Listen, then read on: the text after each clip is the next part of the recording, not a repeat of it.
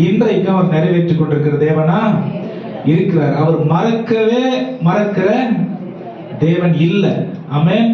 அதனால அது ஒரு பெரிய ஒரு நிச்சயம் இருக்கு. ஏசப்பாவை நம்ம சொந்த ரட்சகராய் ஏற்றுக்கொண்டு தேவனுடைய வழிநடத்துதல்ல அவருடைய குடும்பத்தில் இணைக்கப்பட்ட நமக்கு ஒரு பெரிய நிச்சயம் இருக்கு. என்ன நிச்சயம் அப்படின்னா, நாம் நம்முடைய வாழ்க்கையில் செய்கிறதெல்லாம் நம்முடைய வெளிப்பாடுக்காகவோ நம்முடைய காரியங்களுக்காக இல்ல, தேவன் நம்மை கொண்டு அவர் நோக்கத்தை நிறைவேற்ற அவர் திட்டம் கொண்டிருக்கிற தேவனா இருக்கிறபடியினால் நம்முடைய வாழ்க்கையில் அவர் வைத்திருக்கிற நடத்துகிற ஆசீர்வாதங்களை அவர் நடத்தியே தீர்கிற தேவனா இருக்கிறார். போன வாரம் நான் ஒரு தலைப்பை ஆரம்பித்த தேவனுடைய ரத்தத்துல நமக்கு இருக்கிறதான விடுதலை என்ன, 7 காரியங்கள் சொன்னேன். ஏதாவது ஞாபகம் இருக்கா? என்ன 7 காரியம்? 7 காரியங்கள் சொன்னேன். நிறைய பேர் எழுதி வச்சீங்க. யாருக்காவது ஞாபகம் இருக்கா? சரி, நான் இப்ப சொல்லுங்க. ஓகே, பாவத்துல இருந்து நமக்கு விடுதலையை கொடுக்கிற தேவனா இருக்காரு. அப்புறம் ரட்சிப்பு கிடைக்குது, சமாதானத்தை கொடுக்கிறாரு, விடுதலையை கொடுக்கிறாரு, ஜெயத்தை கொடுக்கிறாரு, ஜெபத்தை கேட்கிறாரு. அவன் அப்புறம் வேற என்ன செய்யறாரு? நித்திய ஜீவன் நம்முடையதாய் மாற்றுகிறவராய் இருக்கிறார். பிசாசையும் அவனுடைய சேனையையும் மேற்கொள்ளுகிறதான வல்லமையை நமக்கு அவருடைய ரத்தத்தின் விடுதலை கொடுத்திருக்கிறது. நிறைய பேசணும். அவன் இன்றைக்கு இதே ரத்தம், ஆண்டவருடைய ரத்தம், அதாவது ரத்தம்னா நம்ம சாதாரணமா நினைச்சிட கூடாது. நம்ம கிறிஸ்தவர்களா இருக்கிறதுக்கும் உலகத்தில் இல்லாதவர்களுக்கு, இயேசுவை அறியாதவர்களுக்கும் நமக்கும் இருக்கிற ஒரே ஒரு வித்தியாசம் என்னன்னா, நாம் ரத்தத்தால் கழுவப்பட்டு தேவனுடைய குடும்பத்தில் இணைக்கப்பட்டிருக்கிறோம். அவர்களும் தேவனுடைய குடும்பத்தில் இணைக்கப்படுவதற்கு இந்த ரத்தத்தால் கழுவப்படுகிற சுத்திகரிப்பு அவர்களுக்கு தேவை. அவங்களுக்கு தேவை, நமக்கு கிடைச்சிருச்சு. அவ்வளவுதான். இவ்வளவுதான் வித்தியாசம். ஆமென். ஆனா இந்த ரத்தம் சிந்துதல் எவ்வளவு பெரிய ஒரு மாற்றத்தையும் விடுதலையும் கொடுத்திருக்கிறது. நீங்கள் நானும் எவ்வளவு உயர்வான இடத்துக்கு வந்துட்டோம். நீங்கள் நானும் எவ்வளவு பாதுகாப்பான நிலையில இருக்கிறோம். நீங்கள் நான் அந்த தேவனுடைய ரத்தத்தின் வல்லமையினாலே எப்படி வழிநடத்தப்படுகிறோங்கிறத இன்னைக்கு ஒரு 5 காரியங்கள் நான் உங்களுக்கு அந்த ரத்தத்தினாலே நமக்கு கிடைத்திருக்கிறதான பாதுகாப்பு, விடுதலை, ஆசீர்வாதம் என்னன்னு வசனத்தின் துணையோட சொல்லிக் கொடுக்க விரும்புகிறேன். ஹல்லேலூயா. நல்ல சத்தமா சொல்லுங்க, ஹல்லேலூயா. ரத்தம் நமக்கு முதலாவது எதை கொண்டு வந்திருக்கிறது அப்படின்னா, பெரிய பாதுகாப்பை கொண்டு வந்திருக்கிறது. ஹல்லேலூயா. பெரிய பாதுகாப்பை கொண்டு வந்திருக்கிறது. முதல் எங்க எப்படி அப்படின்னு நாம் பார்க்கும்போது நிறைய காரியங்களை நாம் பார்க்கலாம். ஆனால் எவிடென்டா உலகம், தேவனுடைய பாதுகாப்பு, பயங்கரமான போராட்ட உபத்திரவம், ஆனால் நம்முடைய வாழ்க்கையில் சமாதானம். இந்த 4 காரியமும் ஒரு இடத்துல நடந்தது. பஸ்கா ஆட்டுக்குட்டி அடிக்கப்பட்ட அந்த நேரத்தில். ஆமென். ஆண்டவரை நம்பின பிள்ளைகளுக்கு, எபிரேயர்கள் அல்லது இஸ்ரவேலர்களா அவங்க இல்ல, அப்ப இஸ்ரவேலர்கள் கிடையாது. எபிரேயர்கள் என்ன பண்ணாங்க அப்படின்னா, பழைய ஏற்பாட்டுல 10 வாதைகள் வந்துச்சு. எத்தனை பேர் தெரியும் 10 வாதை? சரி, ஓகே. இன்னைக்கு கொஞ்சம் எனக்கு டவுட்டா இருக்கு. எத்தனை பேர் வெறும் கன்னடம் மட்டும் தான் எனக்கு புரியும் சொல்றீங்க? கன்னடம் மட்டும் தான் புரியுங்க, தமிழ் தெரியாது யாராவது இருக்கீங்களா? தமிழ் தெரியாதவங்க இல்லை கன்னடா டிரான்ஸ்லேஷன் வச்சிடலான்னு பார்க்குறேன்னா மிக்ஸா நம்ம வந்துடுறோமா? இந்த வசனம் இது அப்படியே வீணா போயிடக்கூடாது, தெரியாமல் போகக்கூடாது. அதான் முக்கியம். கன்னடா வேணும் யாராவது இருக்கீங்களா? கன்னடா டிரான்ஸ்லேஷன் வேணும். 2 பேர் இருந்தால் கூட தமிழ்லேயே பேசிடலாமா? ஓகே, ரொம்ப சந்தோஷம். ரைட். இந்த 10 வாதைகள் ஆண்டவர் அவருடைய வல்லமை என்னவென்று இந்த உலகத்திற்கு காண்பிப்பதற்கு, உலக மனிதனுடைய பலன் எவ்வளவு மேலானதா இருந்தாலும், அவனுடைய அறிவு எவ்வளவு மேலானதா இருந்தாலும், அவனுடைய பராக்கிரமம், அவனுக்கு இருக்கிற சக்தி, அவனுக்கு இருக்கிற படை, அவனுக்கு இருக்கிறதான ராஜ்யம் எவ்வளவு மேலானதா இருந்தாலும் தேவனுடைய தீர்மானமும் அவருடைய வழிநடத்துதல் தான் உலகத்திலே மேலானதாய் இருக்கிறது என்று காண்பிப்பதற்கு தேவன் இஸ்ரவேல் ஜனங்களை அந்த எகிப்தை விட்டு வெல்ல கொண்டு வருவதற்கு அவர் அன்றைக்கு செய்ததான அந்த பயங்கரமான 10 அற்புதங்கள் கூட சொல்லலாம், 10 காரியங்கள் ஜனங்களை உலகத்தின் ஜனங்களை உழுக்கினதான ஒரு காரியம். ஆமென். பரலோகத்தின் தேவன் எவ்வளவு பயங்கரம், how sovereign he is, எவ்வளவு அதிகாரம் பெற்றவராய் மேலானவராய் இருக்கிறார் என்று அறிந்து கொள்வதற்கு இது ஒரு முக்கியமான ஒரு தரவா இருந்தது, ஒரு டாக்குமெண்டா எழுதப்பட்டிருக்காங்க. பாருங்க, எகிப்து உலகத்தை குறிக்கிறது, பார்வோன் பிசாசை குறிக்கிறது, இஸ்ரவேல் ஜனங்கள் தேவனுடைய பிள்ளைகள் என்று காண்பிக்கப்படுகிறது. ஆனா பார்வோனுக்கும் இஸ்ரவேல் ஜனத்துக்கும் எகிப்துக்கும் நடுவுல நின்னது தேவனுடைய சிந்தப்பட்ட ரத்தம். ஹல்லேலூயா. பார்வோனும் உலகமும் திணறிக்கிட்டு இருக்காங்க. ஏன்னா குடும்பத்தில் இருக்கிற எல்லா தலைச்ச பிள்ளை, மூத்த பிள்ளை செத்து போகுது. உலகம் ஆண்டவருடைய வார்த்தையை கேட்காம தங்களுடைய சொந்த ஞானத்தை உபயோகப்படுத்தி தேவனை எதிர்த்து நிற்கணும்னு நினைக்கிற உலகத்தின் காரியங்கள், சூழ்நிலைகள் பார்க்கும் பொழுது அவர்களுக்கு தேவனுடைய வார்த்தைக்கு கீழ்ப்படியாமல் இருக்கிறதுனால பயங்கரமான உபத்திரவத்தின் நிலைமைக்குள்ள அவங்க போறாங்க.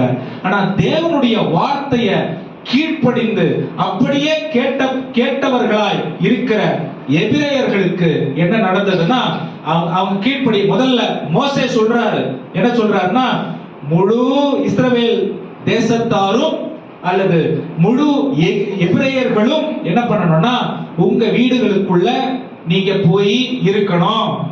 ஆமென். இது சபைன்னு நான் பேச ஆரம்பிச்சா இது வேற மாதிரி போயிடும், வேணாம். உங்க வீட்டுக்குள்ள நீங்க இருக்கணும். உங்க வீட்டுல எல்லாரும் உங்க குடும்பத்தோட ஒரு ஆட்டை அடிச்சு அந்த ஆட்டை அந்த ஆட்டினுடைய ரத்தத்தை உங்களுடைய நிலை கதவுகள்ல ஈசோப்புல தோய்த்து அதுல நீங்க பூசி, நீங்க வெளியே வரக்கூடாது. வீட்டுல உட்கார்ந்து அடிச்ச ஆட்டை நல்லா சாப்பிடுங்க. உங்களுக்காக நான் வேலை செய்யறேன் அப்படின்னு ஆண்டவர் சங்காரத்துதனை அனுப்புறாரு. சங்காரத்துதன் அனுப்பி, சங்காரத்துதன் என்னது? ஏஞ்சல் ஆஃப் டெத், மரணத்தை கொண்டு வருகிற ஒரு தூதன். இந்த மரணத்திலிருந்து தப்பிப்பதற்கு நமக்கு அல்லது தேவனுடைய பிள்ளைகளுக்கு தேவன் வைத்த வழி ரத்தம் சிந்துதல். ஆமென். இன்னைக்கு நாம் இந்த சரீரமாகிய இந்த உடம்புல மரணத்திலிருந்து நம்ம தப்பிக்கிறதுக்கு தேவன் வைத்திருக்கிற வழி இயேசு கிறிஸ்துவின் ரத்தம் சிந்துதல். ஆமென்.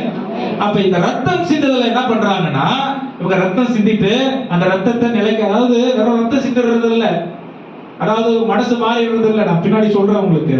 இந்த ரத்தம் சிந்துதல் என்ன, எதை காண்பிக்குது அப்படின்னு சொன்னா கீழ்ப்படிதல் காண்பிக்குது. மறுபடியும் எனக்கு என் யோசனைக்கு நான் யோசிக்கிறேன், ஒரு எபிரேயனும் தேவனுடைய வார்த்தையை கீழ்ப்படியாம அந்த ராத்திரியில இல்ல. ஒருவேளை கீழ்ப்படியாம இருந்தால் அந்த குடும்பமும் செத்து போயிடும். ஆமென். சபையிலிருந்து உங்களுக்கு வருகிற போதனை, உங்களுக்கு மோசே உங்க சபை போதகர் தான். ஆமென். உங்களுக்கு வருகிற வார்த்தை தேவனுடைய வார்த்தை. அதை அப்படியே கீழ்ப்படிந்து கேட்கும் பொழுது பாதுகாப்பும் ஒரு தேவனுடைய வழி நடத்துதலும் உங்களுடைய வாழ்க்கையில நீங்க பூரணமா பார்க்க முடியும். ஆமென். நிறைய நேரம் நாம் இந்த பார்வோனை போல கொஞ்சம் உலக அறிவுக்கு இடம் கொடுத்து நிறைய காரியங்களை செய்ய பார்க்கிறோம்.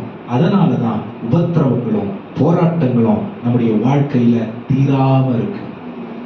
ஆமென். மறுபடியும் சொல்றேன், நம்முடைய வாழ்க்கை உலகத்தில் இருந்தாலும் நாம் உலகத்திற்கானவர்கள் இல்ல, நாம் பரலோகத்திற்கானவர்கள். உலகத்தில் வாழ்ந்தாலும், பிசாசன் ஆளுகைக்குள்ள இந்த உலகம் இருந்தாலும் அவனுடைய ஆளுகை நம் மீது பலிக்காது. ஏன்னா நாம் தேவனுடைய ஆளுகையில் இருக்கிறோம், தேவ ராஜ்யத்தின் பிள்ளைகளாய் இருக்கிறோம். அப்ப அவருடைய சத்தம் நமக்கு எப்படி கேட்கப்படும் அப்படின்னா, அவர் எழுதி வைத்திருக்கிற இந்த கான்ஸ்டிடியூஷன் மூலமாக. இது யார் உங்களுக்கு போதிக்கிறாங்கன்னா, உங்க சபை போதகர். ஆமென். ஏன் இது முக்கியம்? ஒரு விசுவாசிக்கு 4 பாஸ்டர் இருக்க கூடாது. சண்டே ஃபர்ஸ்ட் சர்வீஸ் ஒரு இங்க, செகண்ட் சர்வீஸ் அங்க, தேர்ட் சர்வீஸ் இருக்க கூடாது. பைபிள் அதை ஒத்துக்கிறது இல்லை. ஆமென். இஸ்ரவேல் தேசத்தை வெளில கொண்டு வருவதற்கு யோசுவா இருக்கலாம், காலேப் இருக்கலாம், ஆரோன் இருக்கலாம், மிரியம் இருக்கலாம், 1008 பேர் அங்க இருக்கலாம். மோசேயெல்லாம் தேவன் தேர்ந்தெடுத்தார்.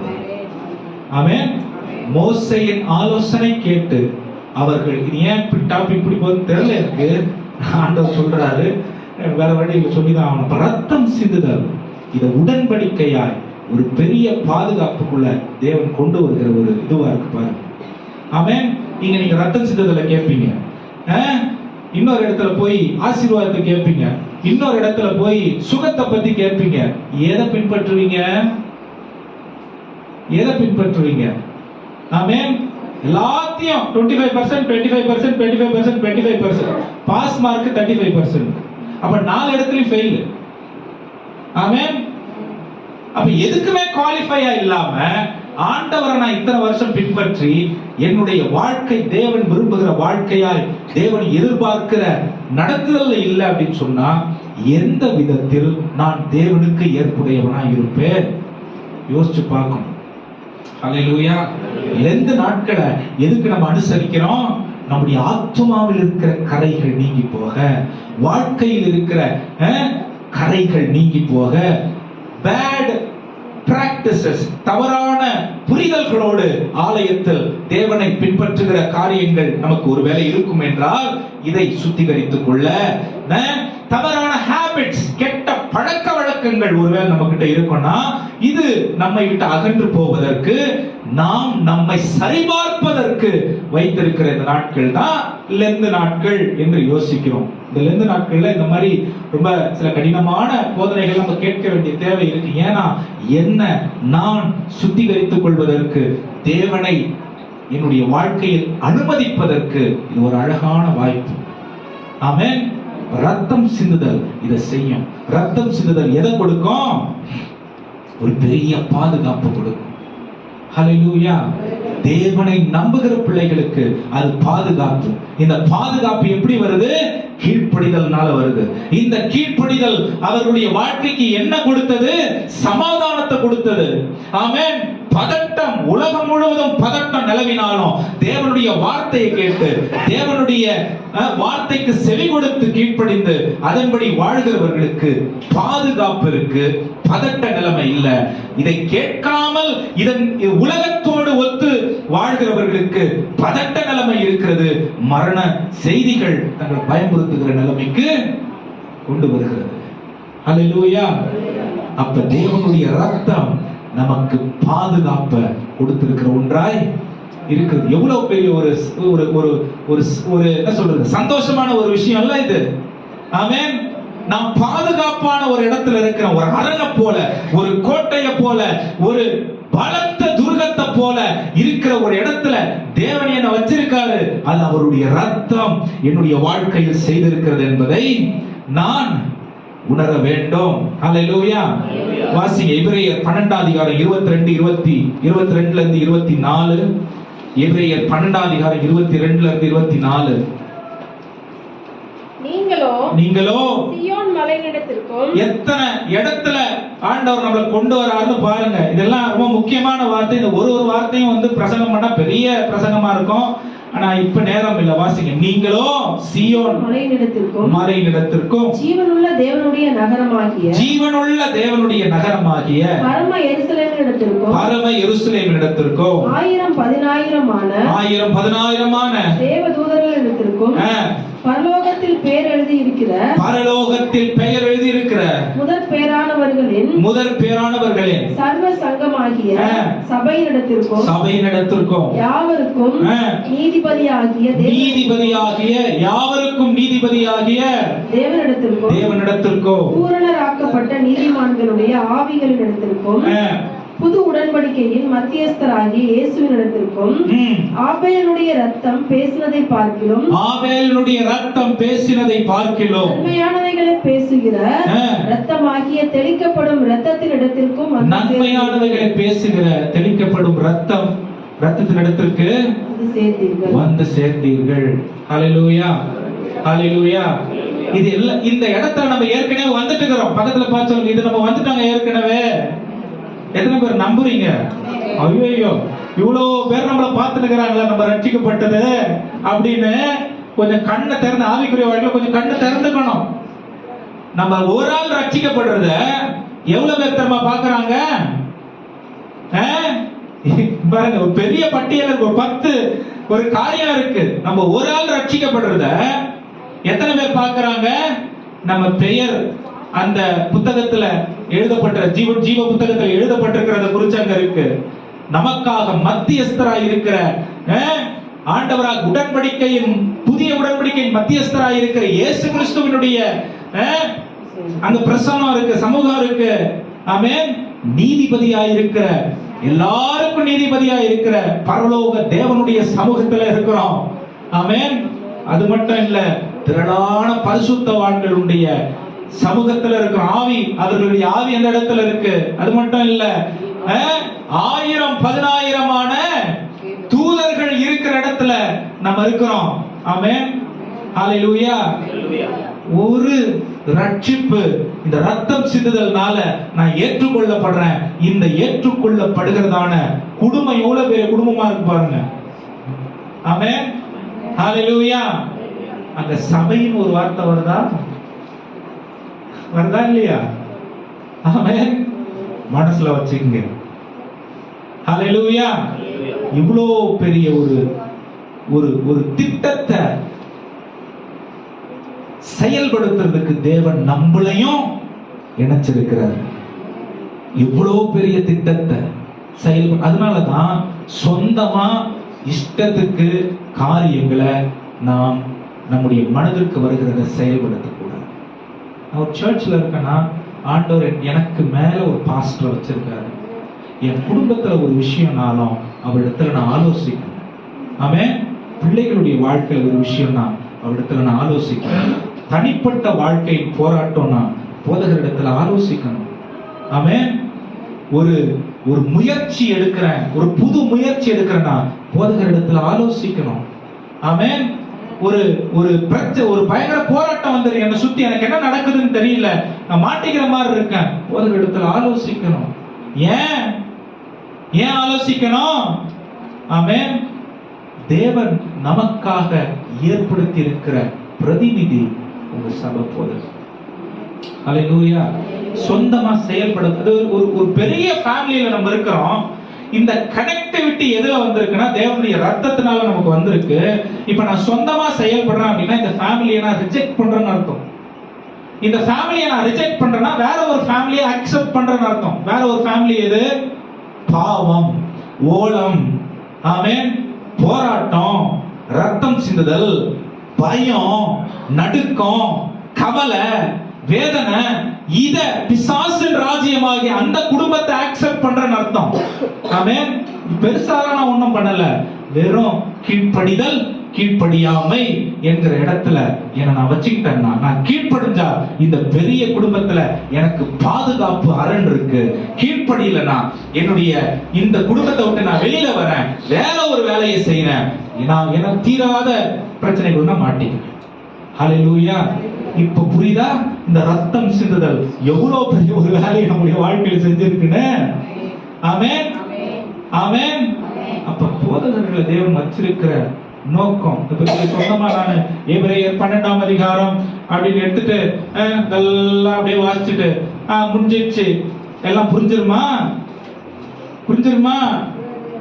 தொடர்ந்து தேவனுடைய சமூகத்திற்கு வரணும். பக்கத்துல பார்த்து காலில் முதல் வாரம் மட்டும் வரக்கூடாது, பந்திக்கு மட்டும் வரக்கூடாது, தொடர்ந்து வரணும். ஆமென். இரண்டாவது காரியம், இது இன்னும் அழகா இருக்கு பாருங்க. ஆண்டவர் என்ன தெரியுமா செய்யறாரு? அவருடைய ரத்தம் சிந்துதல், நாம் அவருடைய பிள்ளைகள் என்பதை அவர் உறுதிப்படுத்துகிற தேவனாய் இருக்கிறார். இந்த உறுதிப்படுத்துதல் எதை காண்பிக்கிறது தெரியுமா? உங்களுடைய எல்லா காரியங்களையும் நான் பொறுப்பெடுத்துக் கொள்கிறேன்.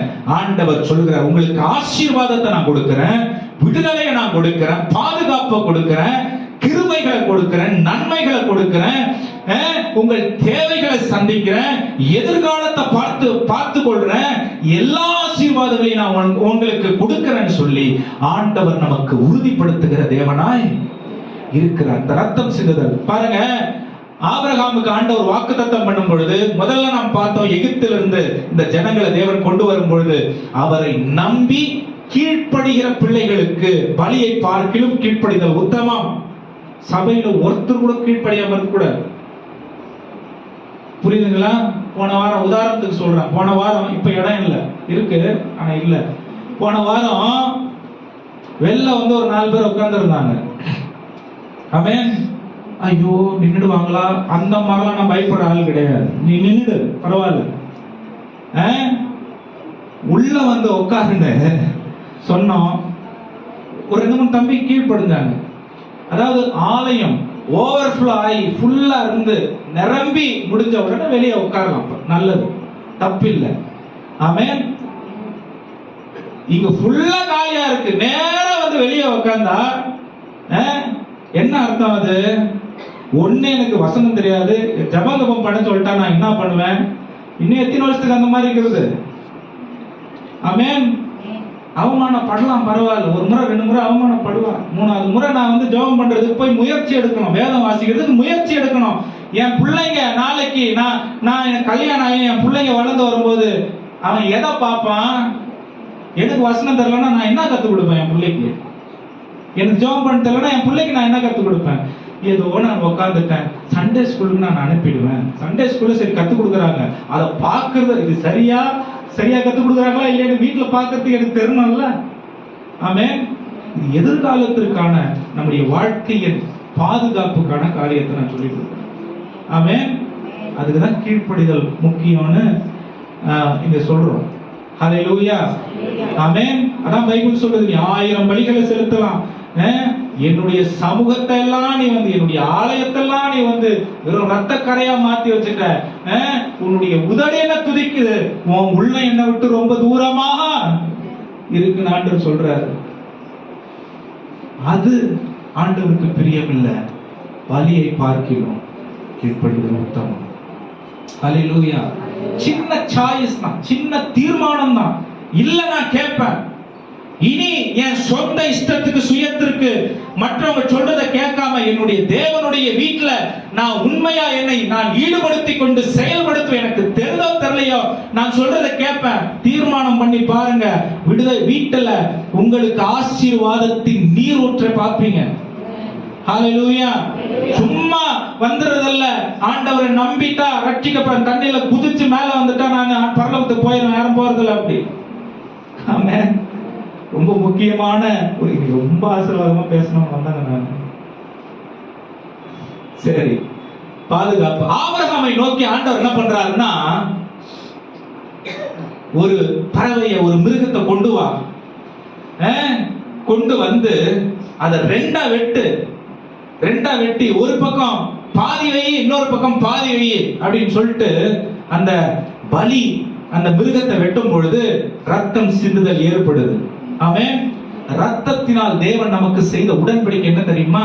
இந்த 2 மிருகத்தையும், அதாவது துண்டிக்கப்பட்ட மிருகத்தை ரெண்டு சைடு வச்சுட்டு அது நடுவுல போறார். அது நடுவுல போயிட்டு என்ன சொல்றாருன்னா, என் வாக்குத்தத்தத்தை நீ நம்பு, உன்னை நான் ஆசீர்வதிப்பேன், உன்னை நான் பெரிய ஜாதி ஆக்குவேன், உன்னுடைய சந்ததிய வானத்தின் நட்சத்திரத்தை போல மாற்றுவேன், உன்னுடைய சந்ததிய கடலின் மணலை போல மாற்றுவேன் சொல்லி, இத நான் செய்யலனா இந்த துண்டிக்கப்பட்ட மிருகத்திற்கு செத்தவனை போல என்ன நான் சமமாக்கிப்பேன்னு சொல்லி ஆண்டவர் ரத்தத்தை வைத்து உடன்படிக்கை பண்றார். ஹalleluya. நீங்க ஆசீர்வதிக்கப்படுவது உங்களுடைய கையில தான் இருக்கு. ஆமென். அது எப்படி கேளுங்க, பக்கத்துல பார்த்து, எப்படி என் கையில? ஆமென். ஆண்டவருடைய வாக்குத்தத்தத்தை, உடன்படிக்கைய நீங்க கடைபிடிக்க ஆரம்பிச்சு, அவர் பண்ண உடன்படிக்கை நீங்க நம்பினீங்கன்னா, முதல்ல கீழ்ப்படியணும் நான் சொன்னேன்.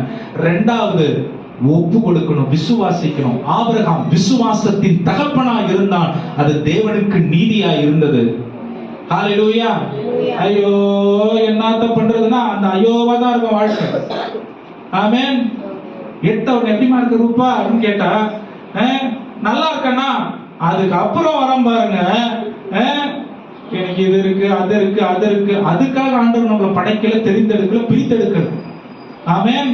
அவர் மேல அவர் ஆணையிட்டு இருக்காருங்க நம்மளை ஆசீர்வதிக்கிறதுக்கு. அதை நம்ம நம்பி வாயில அறிக்கை செய்து விசுவாசித்து ஏற்றுக்கொண்டால்தான் அது நமக்கு வாழ்க்கையில பலிக்கும். ஆமென். இல்லனா இப்படியே தான் இருப்போம். ஞானத்தின் பிறப்பிட எங்க?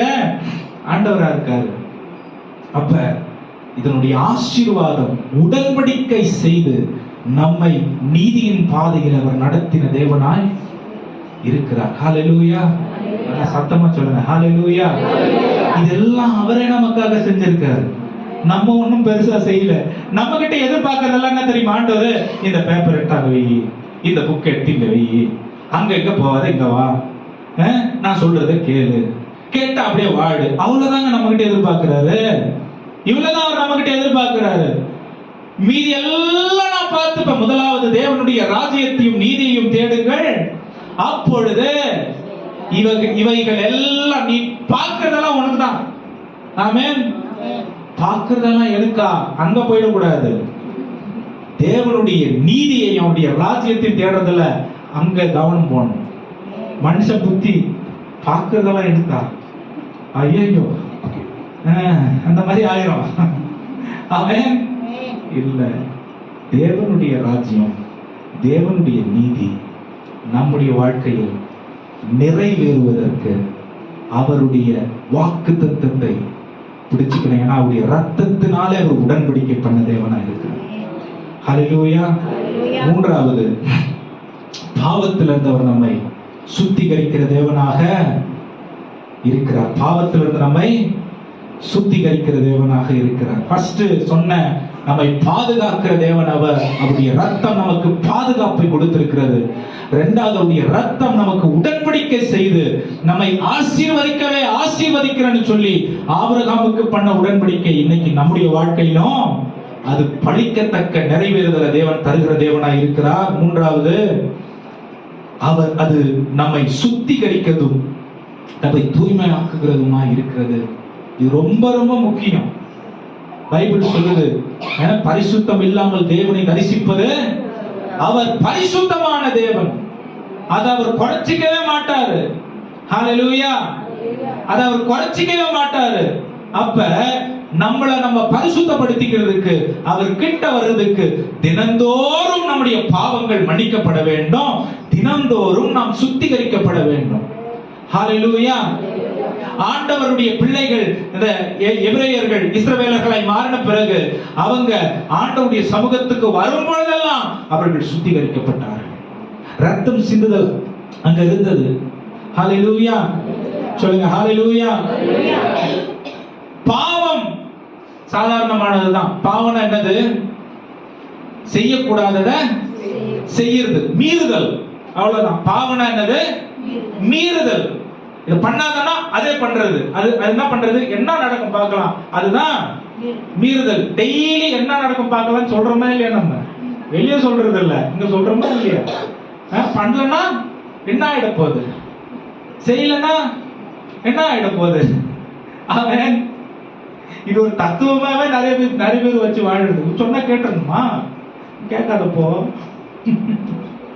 அவன் ரத்தம், இதுதான் மீறுறது. பாவம் என்னது? பாவத்தை வைத்துக் கொண்டு பரிசுத்த தேவனை கண்டடைவது கூடாது. ஹalleluya. சொல்லுங்க ஹalleluya. அப்ப இதுல இருந்து ஆண்டவர் நம்மளை சுத்திகரிக்கிறதுக்கு அவருடைய ரத்தத்தை சிந்திருக்கார். ஆமென்.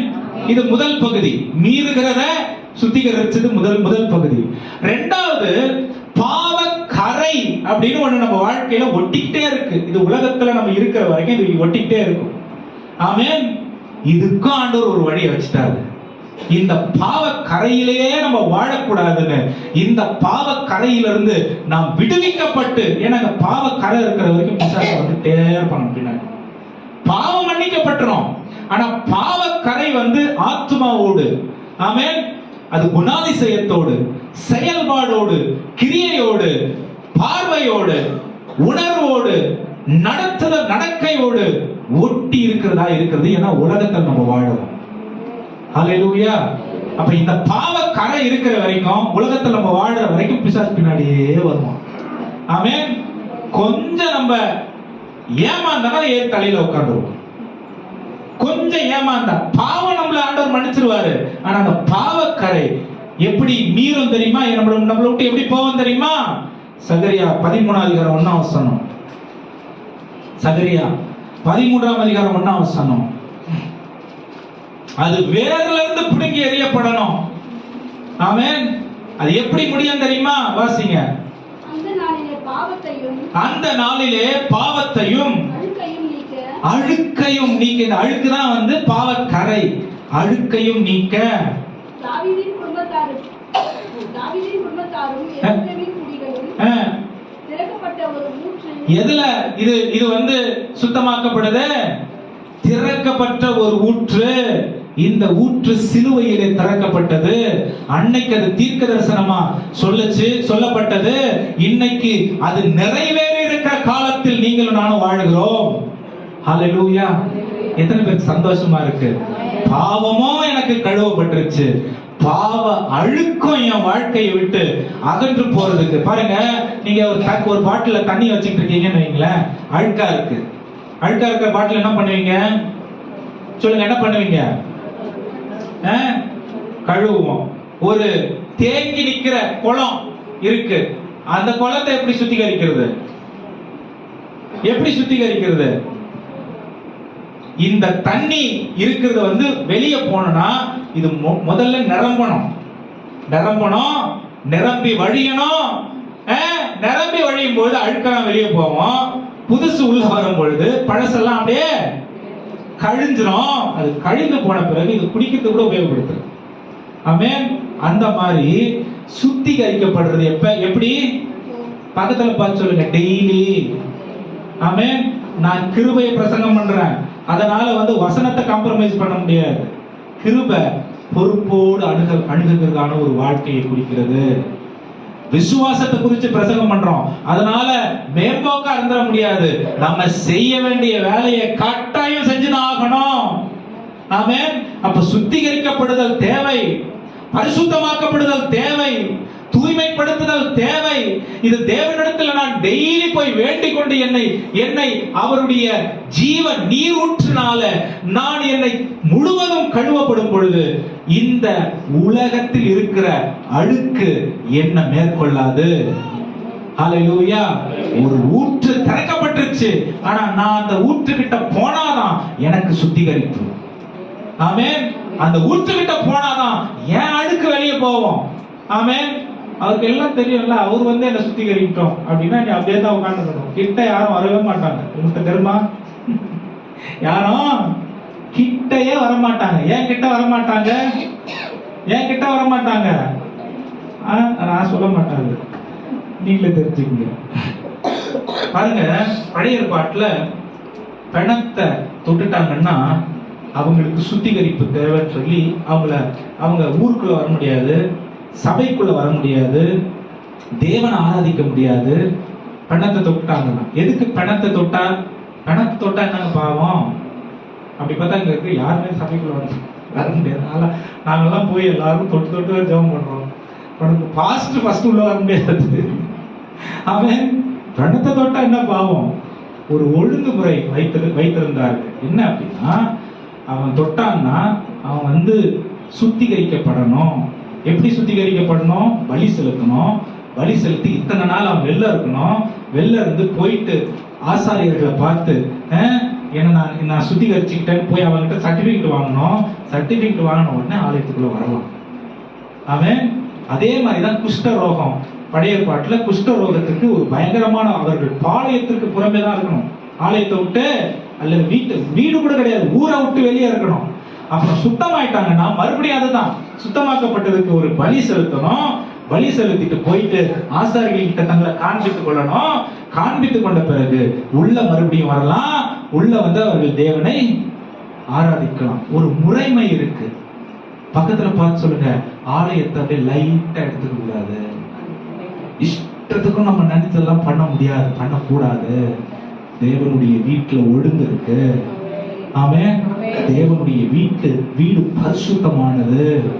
தேவனுடைய சமூகத்துக்கு வரும்பொழுது நம்மளை தூய்மைப்படுத்திக் கொள்ள வேண்டும், நாம் பரிசுத்தப்படுத்திக் கொள்ள வேண்டும், ஆயத்தப்படுத்திக் கொள்ளப்பட வேண்டும், ஒப்பு கொடுக்க வேண்டும், கீழ்ப்படிய வேண்டும், ஆளுகைக்கு கீழே வரணும், அபிஷேகப்படணும். தேவனுடைய நடத்துதலுக்கு என்னை நான் அர்ப்பணிக்க வேண்டும். வளர்ச்சிக்கு இதுதான் பாதை. ஆவிக்குரிய வாழ்க்கையின் வளர்ச்சிக்கு இதுதான் பாதை. ஹல்லேலூயா. நான் நிறைய விஷயம் சொல்லிட்டு இருக்கேன், எவ்வளவு மண்டைக்குள்ள போகுது, எவ்வளவு மேல போகுதுன்னு தெரியல. ஆனா இருந்தாலும் நீங்க உங்க காதுகள் இதை கேட்கணும். ஆமென். அப்ப அந்த பணத்தை தொட்டதனால அவன் தீட்டுப்பட்டுட்டான் அப்படின்னு கிடையாது. பாவம் மரணத்தை கொண்டு வந்துரும் பைபிள் சொல்லுதா இல்லையா? பாவத்தின் சம்பளம் மரணம். அப்போ உன் பாவம் உன்னை விட்டு மன்னிக்கப்படணும் அப்படின்னு சொன்னா, இந்த மரணத்தை கொண்டு வருகிற இந்த சாவு, அதற்கு தொடர்புடைய எந்த காரியமா இருந்தாலும் உன்னை விட்டு நீ விலக்கி வச்சுக்கணும் பைபிள் சொல்லி கொடுக்குது. ஆமென். அப்ப நீ பாவத்தை விட்டு விலகி இருக்கணும் அப்படின்னு சொன்னா மரணத்தை விட்டு விலகி இருக்கணும்னு பைபிள் சொல்லுது. இந்த ஒருவேளை அது எனக்கு இந்த பாவத்துல நான் விழுந்துட்டேன்னா ரத்தம் சிந்துதல் உன்னை மீட்டெடுப்பதற்கு ஒரு சுத்திகரிக்கப்படுகிற வேலையை செய்யுது. இது தேவனே நமக்கு செய்திருக்கிறார் என்ற நிச்சயத்தை நாம் புரிந்து கொள்ள வேண்டிய தேவை இருக்கிறது. ஹல்லேலூயா. ரத்தம் சிந்துதல் ரொம்ப பெரிய ஒரு தியாகம். என்ன ஒரு 6 மணி நேரம் தொங்கினாரு, ஓட அழுகிறது இல்ல, ரத்தம் சிந்துதல் இவ்வளவு பெரிய விஷயம் நம்முடைய வாழ்க்கைக்காக திரளான சாட்சிகளுக்கு முன்பாக தேவன் செய்திருக்கிறார். அவர் வீட்டுல உன்னை என்னை செய்து பைபிள் சொல்லுது இல்லைங்களா? ஒரு பாவி மனம் திரும்பி தேவன் பக்கம் வந்தா அது மிகுந்த கொண்டாட்டமா பரலோகத்துல இருக்குதான். பரலோகத்துல யார் இருக்காங்க கொண்டாடுறதுக்குன்னா, ஒரு பெரிய பட்டியல் வாசிச்சோம். எபிரேயர் 12வது அதிகாரம் 22ல இருந்து 24 10 பெரிய காரியங்களை வாசிச்சோம். இது எல்லாருக்கும் முன்னாடி ஒரு பெரிய அங்கீகாரம் ஒரு பாவி மனம் திரும்புறதுனால கிடைக்குது. இது ரத்தம் சிந்துதல்னால வருகிற ஒன்று. ஹல்லேலூயா. இயேசப்பாவுடைய ரத்தம் சாதாரணமானது இல்லைங்க, சாதாரணமான ரத்தம் சிந்துதல் இல்ல. 4வது, ஆமென், இது சுத்திகரிப்பை கொண்டு வந்திருக்கிறது. நான் முதல்ல சொன்ன நம்மை தூய்மையாக்குகிறதற்கு, 4வது நம்மை பரிசுத்தப்படுத்துகிறது. ஆமென். தூய்மையாக்குகிறது வேற, பரிசுத்தப்படுத்துகிறது வேற. தேவனுடைய ரத்தம் நம்மை பரிசுத்தப்படுத்தும். ஹல்லேலூயா. பழைய ஏற்பாட்டுல ஆசாரியர்களை தேவன் தேர்ந்தெடுக்கும் பொழுது எப்படி தேர்ந்தெடுத்தாராம்? அவங்க என்ன பண்ணுவாங்கன்னா, தேவாலயத்துக்குள்ள வருவாங்க, எல்லா ஜனங்களும் கூடி வந்து இதை பார்ப்பாங்களாம். தேவாலயத்துக்குள்ள ஒரு ஆசாரியனை தேர்ந்தெடுக்கும் பொழுது எல்லா ஜனங்களும் கூடி வந்து அவங்களை பார்ப்பாங்க. பார்க்கும் பொழுது என்ன நடக்கும்னா, அங்க ஒரு பலி செலுத்தப்படும். அந்த பலி செலுத்தப்படும் பொழுது இவன் பிரித்தெடுக்கப்பட்டவனா இருக்கிறான் பாருங்க, இந்த பிரித்தெடுக்கப்பட்டிருக்கிறவனுடைய காதுகள்ல தடவுவாங்க, இந்த ரத்தத்தை காதுகள்ல தடவுவாங்க, கை விரல் இந்த நகத்துல தடவுவாங்க, கால் விரல் நகத்துல. வீட்டுக்கு போய் கோழி ஈடு வெட்டி ஆரம்பிச்சிடாதீங்க, காதல தடவுறது புது ஊழியமா. ஐயோ அதெல்லாம் சொல்றதுக்கு பயமா இருக்கு பாருங்க. ஒரு புது மினிஸ்ட்ரியா பிளட் என்னது ரத்தம் தடவுகிற ஊழியமா. ஒரு விஷயம் சொல்ல பத்தல, ஒரு ஊழியம் ஆரம்பிச்சிடுறாங்க. நம்ம சபையில் அங்கே யாரும் அவன் பயமா இருக்கு பாருங்க பிரசன்ட் பண்றதுக்கு. ஏன் தெரியுமா? இது உச்சந்தல முதல் உள்ளங்கால் வரைக்கும் நீ தூய்மையாக்கப்பட்டவனா இருக்க வேண்டும் என்று பரிசுத்தமாக்கப்பட்டவனா இருக்க வேண்டும் என்று தேவன் இந்த காரியத்தை செய்கிறாரு. ஹல்லேலூயா, ஹல்லேலூயா. தெரிந்து கொள்ளப்படுகிறவர்கள் விசேஷமானவர்கள். கையில் காதுகள்ல ரத்தம், விரல், கை விரல்கள்ல, கை இந்த கட்டை விரல்ல, கால் கட்டை விரல்ல ரத்தத்தை பூசுவாங்க. ஏன் அப்படின்னா இவங்க பிரித்தெடுக்கப்பட்டவர்கள் என்று அடையாளம். ஆமென். அப்ப இவங்க என்னைக்கு இந்த காரியத்தை தேவாலயத்துல இதை செய்யறாங்களோ அவங்க சொல்ற வார்த்தைய முழு இஸ்ரவேல் தேசமும் கேட்கும். ஏன்னா இஸ்ரவேல் தேசத்திற்கு இவர்கள் பிரதிநிதிகளாய் இருப்பாங்க. இந்த ஆட்கள் தான் அவர்கள் பலி செலுத்தும் போது அவர்களுடைய பலிகளை தேவனுக்கு சார்பாக, on behalf of God, ஆண்டவருக்கு சார்பாக இந்த பலிகளை எல்லாம் ஏற்றுக்கொள்கிறவர்களாய் இந்த ரத்தம் பூசப்பட்ட ஆசாரியர்களாக இருப்பாங்க. ஹல்லேலூயா. ஏன் நான் இதை சொல்றேன்? பாஸ்டர் வர சொல்ல, பாஸ்டர் அவ்வளவு கேவலம், இதை நான் வச்சிட்டேன் வந்துரு. ஆசாரியர்களுக்கு தேவன் உன்னதமான கனத்தை வைத்திருக்கிறார். ஆமென். வச்சுட்டேன் வைக்க மாட்டெல்லாம் கிடையாது. பாஸ்டருடைய கேலண்டர் பார்க்கணும். நம்ம சௌகரியத்துக்கு காரியங்களை செய்யக்கூடாது. ஆமென். ஏன்னா போதகர்கள் சமாதானமா வந்து ஒரு விஷயத்தை நமக்கு செய்து கொடுத்தாங்கன்னா அது மிகப்பெரிய ஆசீர்வாதம் நம்முடைய குடும்பங்களுக்கும் நம்முடைய சந்ததிகளுக்கும் இருக்கும். ஆமென். நான் ஒரு விஷயத்தை டிசைட் பண்ணிட்டு பாஸ்டருக்கு சொல்றேன்னா ஏன் இதை பண்ணக்கூடாதுன்னு நான் சொல்றேன். ஒரு விஷயத்தை டிசைட் பண்ணிட்டு ஏன் தெரிந்து கொள்ளப்பட்டவர்கள் விசேஷமானவர்கள் நான் சொல்றேன் பாருங்க.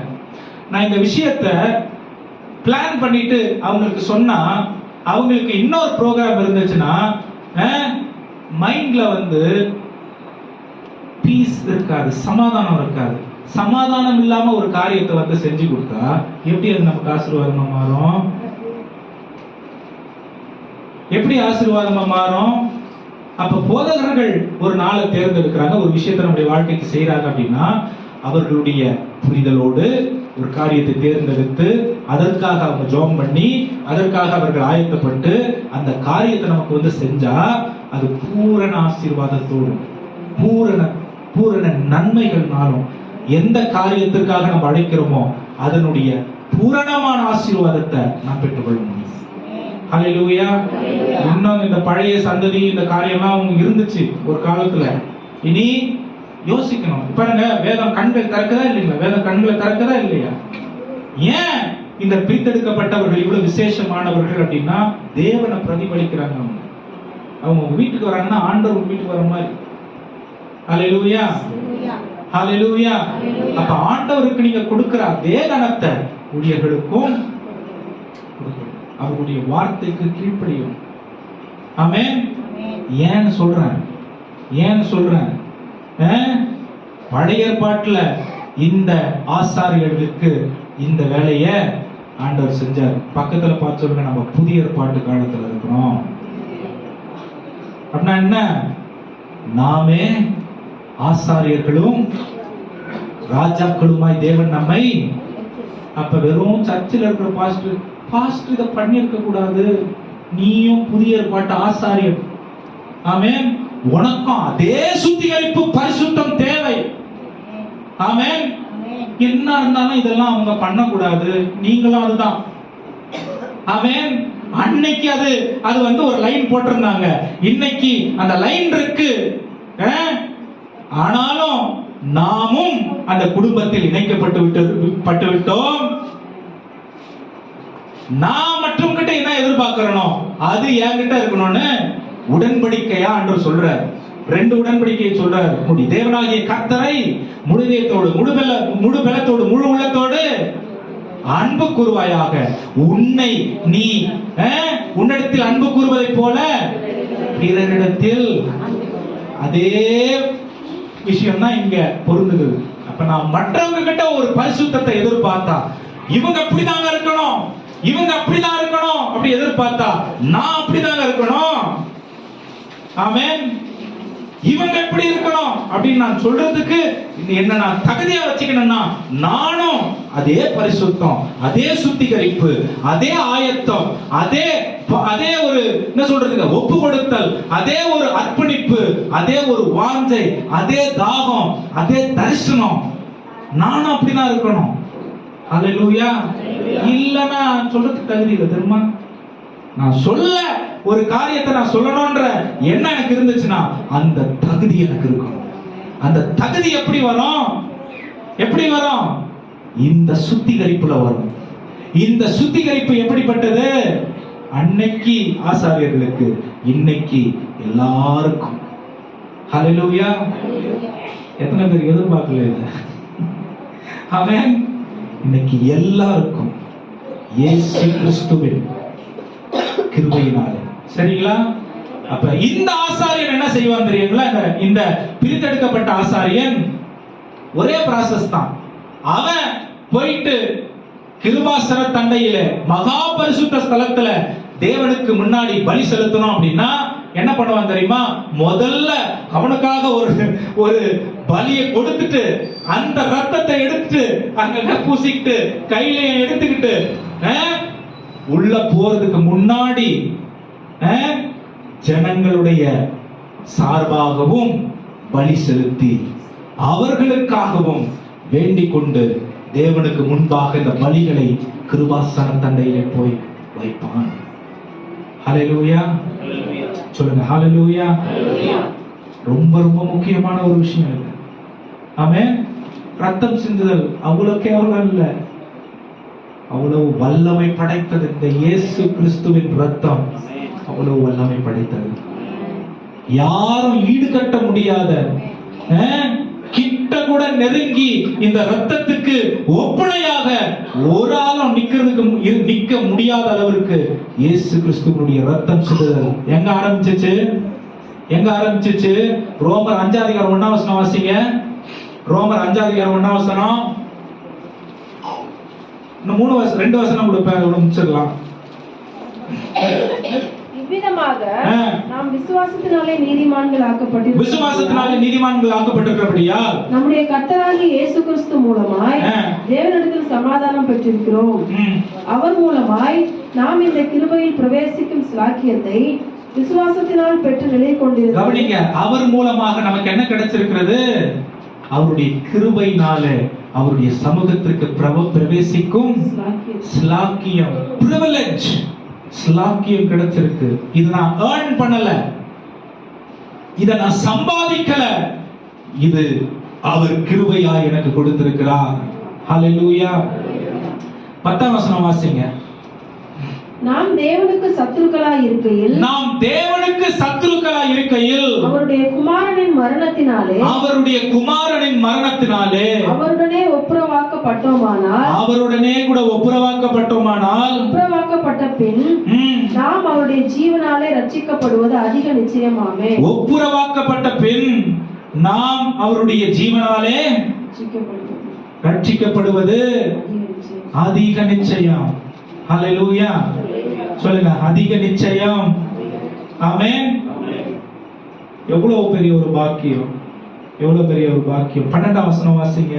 இப்படியாக ஒரே மனுஷனாலே பாவமும் பாவத்தினாலே மரணமும் உலகத்திலே பிரவேசித்தது போலவும் எல்லா மனுஷரும் பாவம் செய்தபடியால் மரணம் எல்லாருக்கும் வந்தது போலவும் இதுவும் ஆயிற்று. ஆமென். ஆமென். தேவனுக்கு நாம் சத்துருக்களாய் இருக்கும் பொழுதே, அப்படின்னா இயேசு கிறிஸ்துவுக்கு நாம் ஒப்பு கொடுக்காம கீழ்ப்படியாம ஆண்டவருடைய பிள்ளைகளாய் இல்லாதிருக்கும் பொழுதே அவர் நமக்காக ரத்தம் சிந்திருக்கிற தேவனாய் இருக்கிறார். அவருடைய வீட்டுல அவருடைய பிள்ளைகளாய் மாறுவதற்கு கிருபையை கொடுத்திருக்கார். அது மட்டும் இல்ல, இந்த ரத்தம் சிந்துதல் நம்மை ஏற்றுக்கொண்டிருக்கிறது. ஹல்லேலூயா. இந்த ரத்தம் சிந்துதல் நமக்கு அவர் கிட்ட வர்றதுக்கு தகுதியை கொடுத்திருக்கிறது.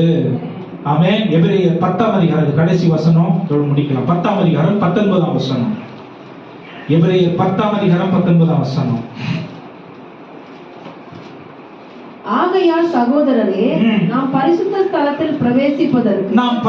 ஸ்தலத்தில் பிரவேசிப்பதற்கு இயேசுவானவர் தமது மாம்சமாகிய திரையின் வழியாய் புதிதும் ஜீவனுமான மார்க்கத்தை நமக்கு உண்டு பண்ணினபடியால் அந்த மார்க்கத்தின் வழியாய் பிரவேசிப்பதற்கு அவருடைய இரத்தத்தினாலே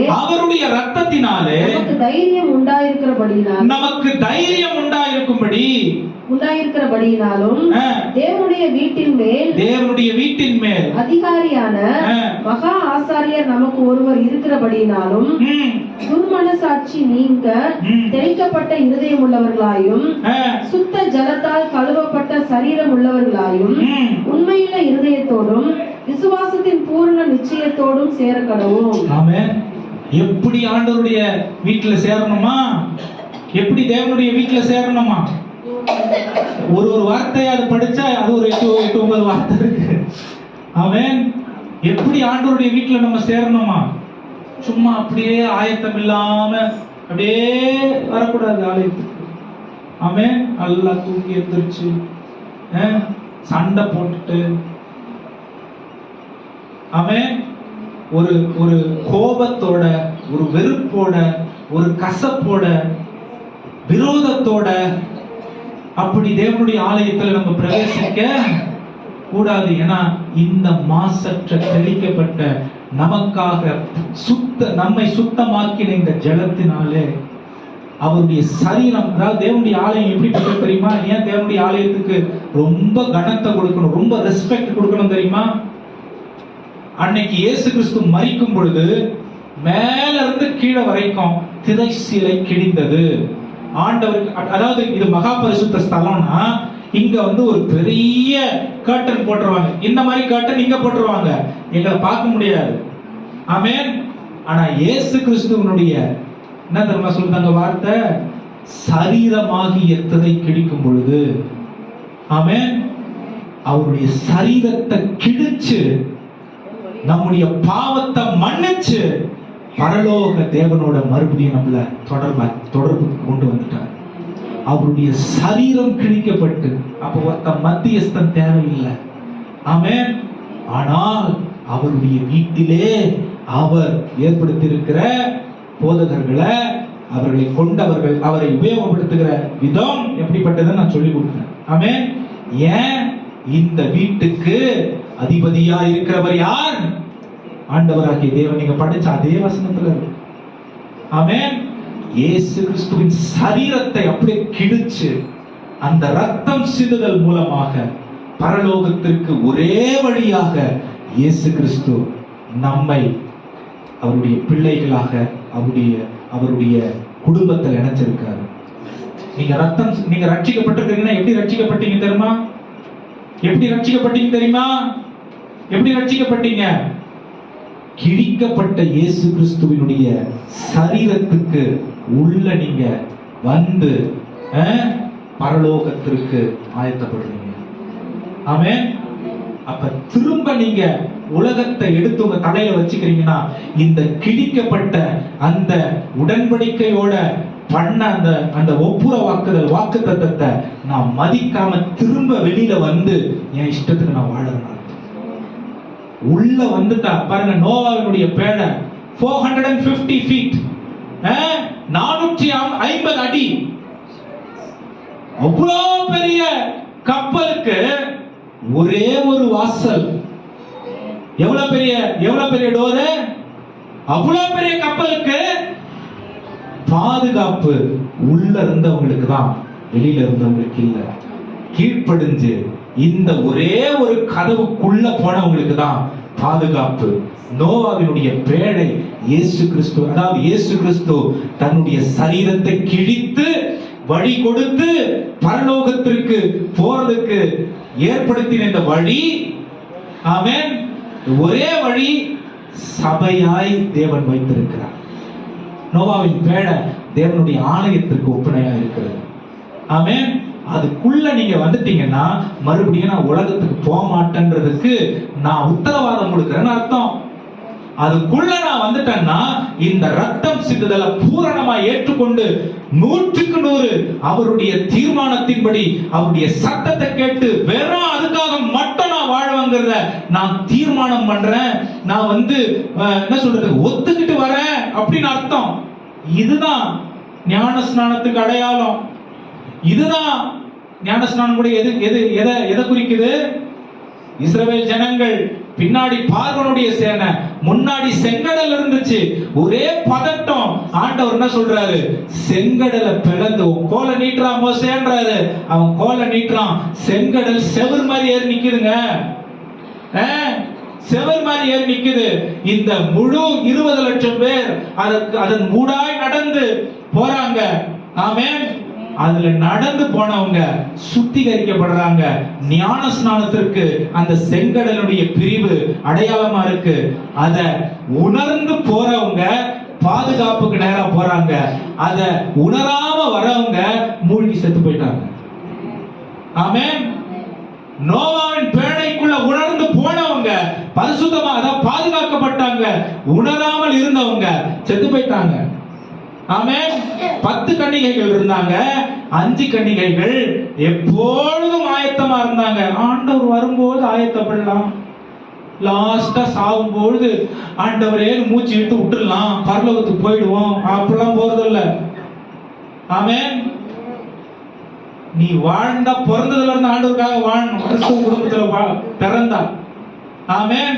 உன்னை பார்த்து ரட்சிப்புனா என்ன, ஆண்டவர்னா என்ன, விசுவாசம்னா என்ன, பரிசுத்தம்னா என்ன, ஜெபம்னா என்ன, வேத வாசிப்புனா என்ன, சுவிசேஷம் அறிவிக்கிறதுனா என்ன, சாட்சினா என்னன்னு கத்துக்கணும். உலகம் அதுதான். இயேசு கிறிஸ்துவினுடைய சரீரம் கிழிக்கப்பட்டு உள்ள போனதுக்கு, திரைச்சீலை கிழிந்து பரிசுத்த ஸ்தலத்திற்கு உள்ள போனதற்கு ஆதாரம். ஆமென். உள்ள போயிட்டு வர்றதுக்கு ஆண்டவர் நம்மளை அழைக்கல. ஹல்லேலூயா. அவர் கூட இருந்து நித்திய ஜீவனை அனுபவிக்கிறதுக்காக அழைச்சிருக்காரு. ஆமென். 5 பேர் கெட்டு போயிட்டாங்க, இன்னும் 5 பேரு கெட்டு போல. அதாவது ஆயத்தமா இல்ல. பாத்துக்கலாம், என்ன ஆயிட போகுது, எக்ஸாம்ல கொஞ்சம் பக்கத்துல பார்த்து எழுதிடலாம். அந்த மாதிரி பைபிள் எக்ஸாம் அப்படிதான் நிறைய பேர் எழுதுறாங்க. கையில பிட் சரி விடுங்க, எப்படியோ போட்டோம். மனுஷனுக்கு நான் இவ்வளவு நம்பர் மார்க் வாங்குறேன்னு நிரூபிக்கிறது என்னங்க இருக்கு? இத ஏன்னா இதை சொல்றேன்னா, 5 பேர் ஏன் கைவிடப்படுவாங்கன்னா, எப்ப அந்த கதவு திறக்கும்னு தெரியாது. ஆமென். ஆயத்தமா இருந்து அவருடைய உள் பிரவேசின்ற வார்த்தையை, சத்தத்தை கேட்கறதுக்கு நம்ம எப்பவுமே ஆயத்தமா இருக்கும். ஆமென். ரத்தம் சிந்துதல் நமக்காக செய்திருக்கிறது. கண்களை மூடி கர்த்தரை நோக்கி பார்க்கணும். ஹல்லேலூயா. ஸ்தோத்திரம். ரதல சந்தரதல ரியலரதரப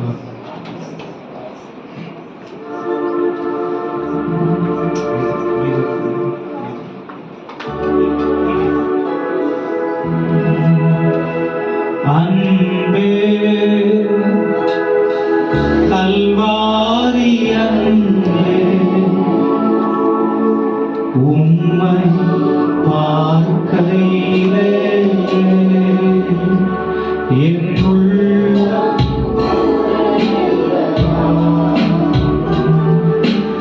அன்பே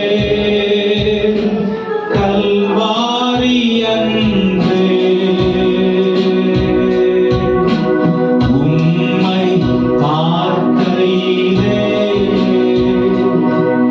என் உள்ளம் உடையுதப்பா. நெஞ்சிலே ஓரூற்று நதி. எல்லாம் எடுத்து நிமிட காலை விலையில ஆண்டவருடைய கருத்துல ஒப்பு கொடுத்து சொல்லுங்க. நெஞ்சிலே ஓரூற்று நதியாய் பாயுதையா. மனிதர்கள் மூழ்கனுமே மாகனுமே. சொல்ற எல்லா மனிதர்களும் அதற்காக தான் திரைச்சீலையை சரீரமாக நீங்க கிழிந்தீங்க. மறுரூபமா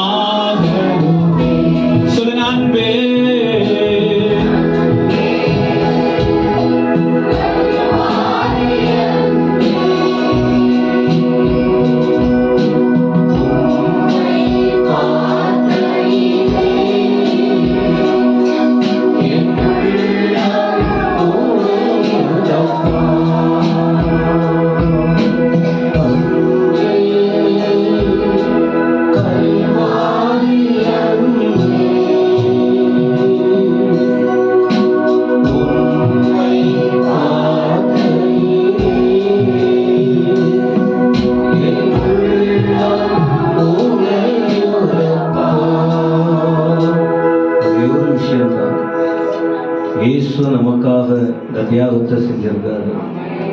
நம்ம எல்லாரும் பாவிங்க தான்.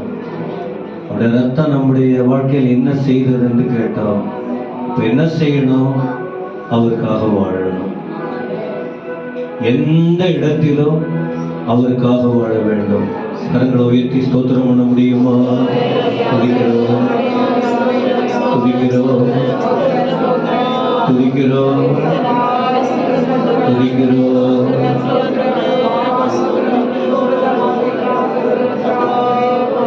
நம்முடைய கர்த்தரா இருக்கிற இயேசு கிறிஸ்துவின் கிருபை, பிதாவாகிய தேவனுடைய அன்பு, தூயாவியானுடைய ஆளுகை, ஆசீர்வாதம், சமாதானம், பாதுகாப்பு நம்மோடு அனைத்து சபைகளோடும் பரிசுத்தவான்களோடும் கர்த்தருடைய பிள்ளைகளோடு கூட இயேசு கிறிஸ்து வருகிற வரைக்கும் நிலைத்திருப்பதாக.